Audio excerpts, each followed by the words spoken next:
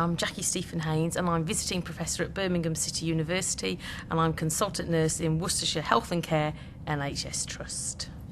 We use a wound assessment tool. Our tool is based on the acronym of TIME, T being for tissue, and I for inflammation, infection, M for managing the exudate, and E for considering the edge of the wound.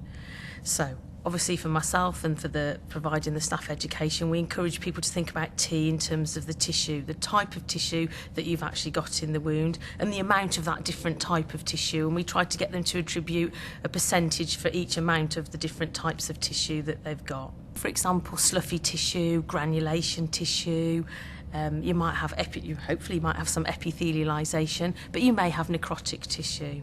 So trying to get cutting people to, and I think perhaps percentages as of the overall wound. Photographs are particularly helpful, I think, in terms of getting the patient on board, but in terms of monitoring we also encourage people to measure in terms of the centimetre, the size of the wounds, and we're talking about the length and the width, and we would use a centimetre probe to measure the depth of the wound. So that's sort of covering T for tissue. I for infection and inflammation, and obviously I think that key is about picking up those cues of those very subtle signs of infection that might be easily missed. If we're thinking about managing the exudate, and if we can think about the volume and the viscosity, so how much exudate have we got and how thick is that exudate and how are we hoping we're going to manage that exudate? Or are we thinking our wound is quite dry and we need to do something that's going to rehydrate it? And I tend to think of how long would an appropriate dressing last for in terms of trying to consider the wear time in terms of the amount of exudate. So, for example, somebody said we're dressing a wound 3 times a day. Well, yes, but if you put a piece of gauze on, that might be why. But if you've got an appropriate dressing and you're still doing that, you know you've got a really high volume of exudate. The other thing is looking overall at your limb size, and if you've got swelling, you're going to have more exudate, aren't you, coming from your wound. For us is about thinking about what's the edge of the wound, and what does the edge of your wound look like? Is it rolled? Is it flat? What's the shape of your wound? So looking very much at that peri-wound edge, and then I want them to just think, is there redness around that peri-wound edge, and what else might that indicate? I also want them to think about going away from the peri-wound edge but going to the general skin on the lower leg. What's that lower leg looking like? What's that skin? And what can you do in terms of assessing that skin and applying some element of nursing care, whether it's washing or applying emollients, etc., to improve that? And then for us, we've got a wound assessment tool that we would document those things on. We also ask people to be clear about on that form about what their objectives are of their wound management and what type of product is going to be appropriate to try to help them to achieve those outcomes. If we are talking of venous ulcer, of course, we know that somebody does have sloughy tissue. We know that compression can help to remove that.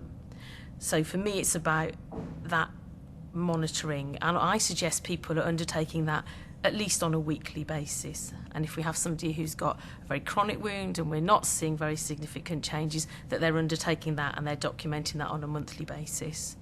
Sometimes where you've lost subcutaneous tissue, you get a rolled edge. And so where that happens, you're very less likely to get that wound to be healing across. And the other thing you have to think of is there a reason why that wound has started to almost sort of roll round, curl round on itself? Sometimes it's because a wound is too dry. Sometimes it's because we've perhaps left a wound exposed for too long a period, and sometimes it's because we've got a chronic wound that actually hasn't provided any covering over the centre, and they're rolling at the edges. And it should really be an indicator to somebody to be thinking, this wound isn't going to progress in a normal manner. What things can we do to try and assist with wound healing? Part of ours is the wound assessment tool that we've got is we then consider and we assess whether they've got pain, and if we've got a very screening tool on our general wound assessment tool, yes or no. If the patient has, we've got a specific 1 page which asks the patients about the type of pain they've got, things that help with it, things that make it worse, to try to get the patients to work with us to say, What are the things that are going to help? What are the things we know aggravate, and what can we do to avoid those? So we've got a specific pain assessment tool based on the original work done by Hollingworth and the work published in Humour about assessing and managing pain, and getting staff aware around considering pain when they're changing dressings in terms of removal, in terms of using warm saline, in terms of applying dressings with care, taking care. And the other thing is sometimes just taking time out, always making sure patients are offered adequate analgesia. And I'm a real fan of getting people using TENS machines, because actually I find they're very beneficial in patients who've got lower leg problems. And actually often they're on a whole raft of analgesia already, and I find TENS machines really good. I see wound assessment fitting in with our overall leg ulcer assessment. Yeah, we would be asking them about nutrition. In fact, we would screen patients for nutrition, and I would say anybody who's got a chronic wound for longer than 6 weeks, I'd want them to have a full blood count. I want to know what their ESR, white cell count and plasma protein. I always want to screen for iron or anemia, and the type and the cause of anemia. And I expect those things to be done for all the patients that present with what I would call a chronic wound, frequently a leg ulcer. I think if you're going to do a Doppler ultrasound and you're going to do an assessment of the leg, bear in mind we're, for example, now using the Dopplexibility, and so we've now able to undertake our ultrasound in less than sort of 5 minutes as to get a good record with the patient, just lying down. Is that we're able to do that on patients we weren't previously, of course, which is a good bonus, and we're able to do that quite quickly. That speeds the process up.